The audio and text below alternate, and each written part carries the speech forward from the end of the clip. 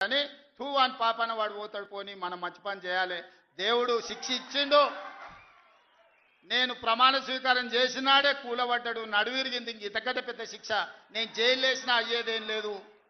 ఆయననే ఫామ్ హౌస్ను ఒక బందీఖానగా మార్చుకొని చుట్టూతో నా పోలీసులే ఉన్నారు లోపల ఆయన ఉన్నాడు చెర్లపల్లికి పంపించినా చెంచల్గూడకు పంపించినా గదే అవుతుంది కదా ఇక తిండి బరువు నాకు ఎక్కువ అవుతుంది అదొకటి లోపల చెర్లపల్లి చెంచల్గూడ పెడితే ఆయన తిండే తినికి మళ్ళీ ఆయన ఏదైనా కావాలంటే అదిగిన చేస్తే సర్కార్కి ఎక్కువ ఖర్చు అవుతుంది తిండి ఆయన సంపాదించేది ఇన్నా ఫామ్ హౌస్లే ఒక బందీఖానగా పెట్టుకొని చుట్టూతో మన పోలీసులే పహారా కాస్తున్నారు ఇక ఆయన చేసిన పాపాలకు ఆయననే పోతాడని ఊరుకున్నా నేను ప్రమాణ స్వీకారం చేయడానికి పోయిన రోజే మంచం మీద నుంచి బోర్ల పడి మక్కెలు ఇరిగి మూలకు పడ్డాడు ఇక ఆయన నిన్నొచ్చి పెద్ద మనిషిలాగా మంచి చెప్తాడేమో అనుకున్నా తోలు తీస్తా అని అన్నాడు తోలు తీస్తాడంటేనే